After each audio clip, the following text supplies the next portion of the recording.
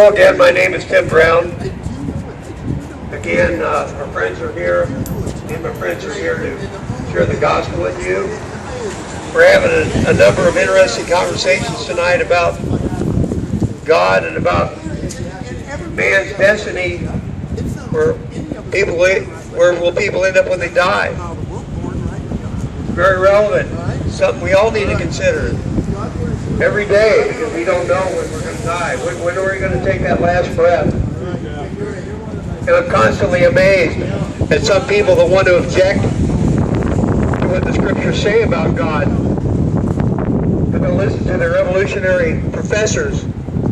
They'll listen to and believe someone today talking about what they think happened 5 million years ago or whatever it is, and yet they don't want to believe what people from 2,000 years ago said about what was happening 2,000 years ago, being witnesses. It's crazy. It's crazy. But that's what happened. You see, we all die because we're sinful. There's a spiritual law in the universe that God has set down that those who sin must die. It's the way it's set up. Criminals go to jail, sinners die. But it's even worse than that. We don't just die. We die a second death. And that second death means eternal separation from God in a place called hell. Away from anything good. You see, everything that you have here, that you enjoy, ultimately comes from God. The air that you breathe comes from God. The food that you eat ultimately comes from God. Yeah, there are farmers. You get it at the store. But ultimately it comes from God who created all things. Jesus Christ created all things for himself and by himself. He's God come in human flesh. And he came to redeem us because of our sinfulness.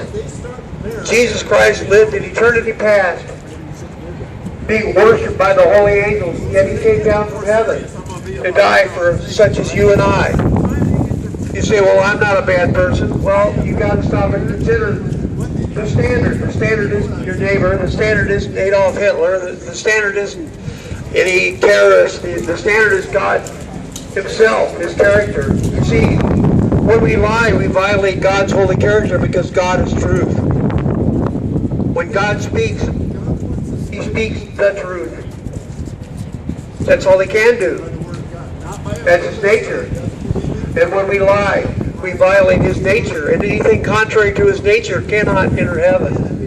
That's a fact. Jesus said that if you hate someone, you're guilty of murder of the heart. The reason that's true is that all those things, the murder comes from something. It comes from a corrupt heart.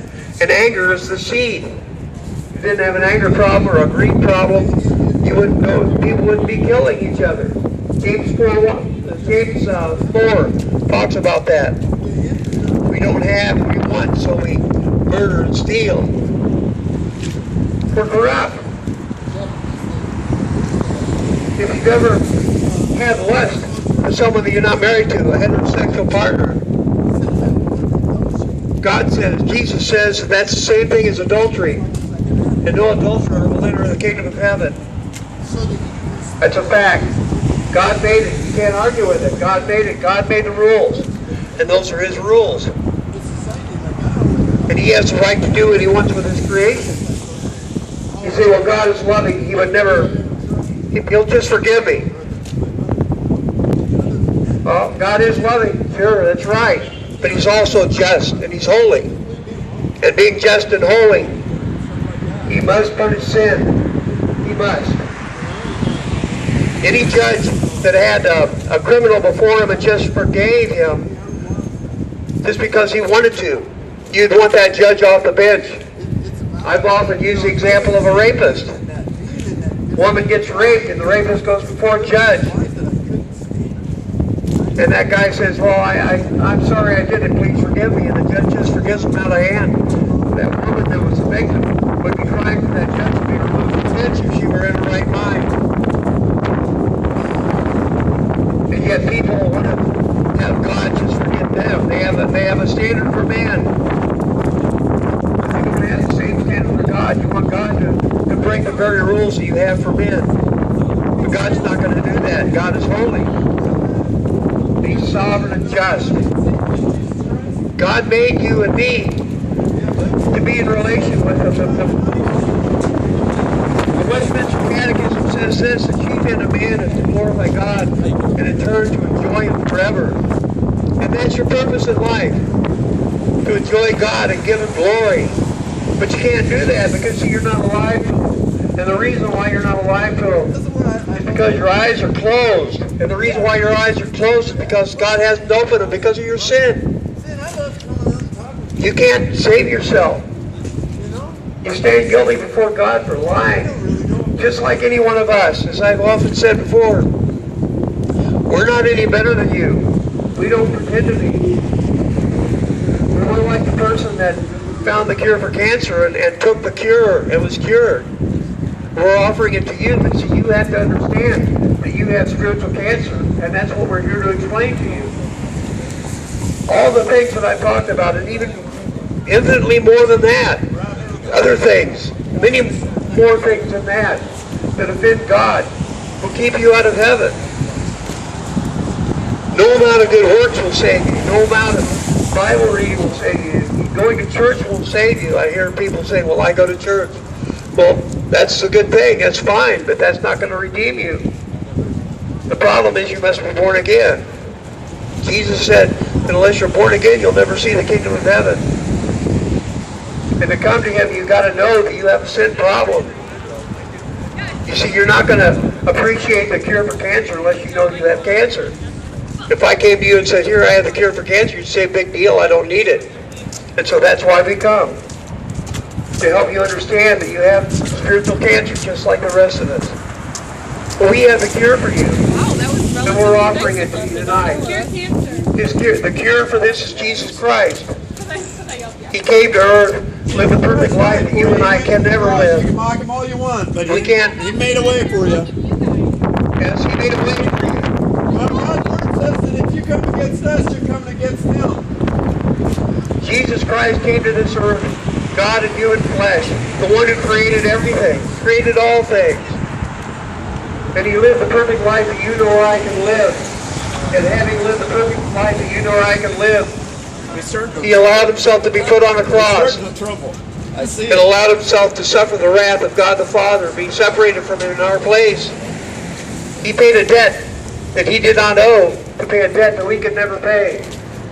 Just think of yourself standing before a judge sometime, and he's ready to hand down a verdict and ready to hand down a penalty that you know you could never pay, ever.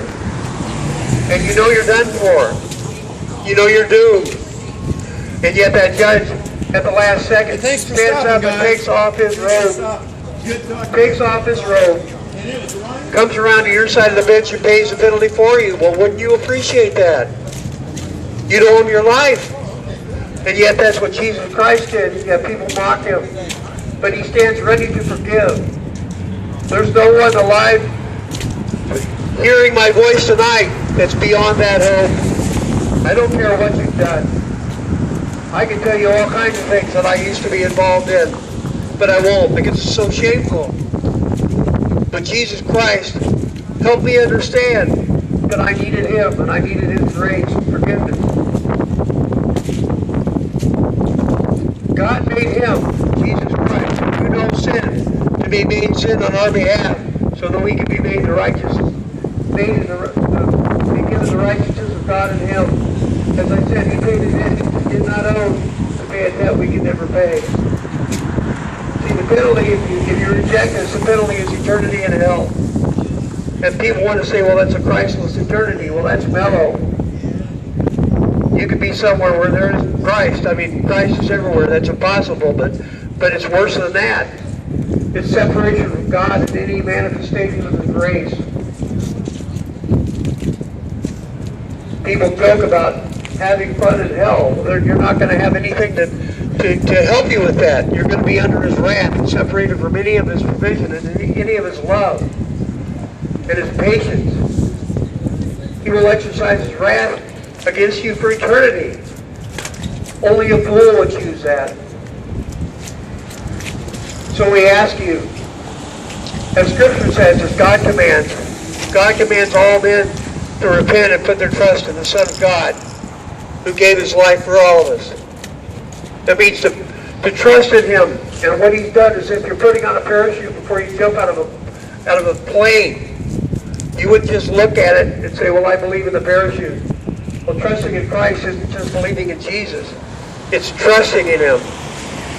The word belief means really to trust, to put your weight on. So we ask you, please, if you have any questions, you come up and talk to us. We'd be happy to talk to you, and thank you for listening.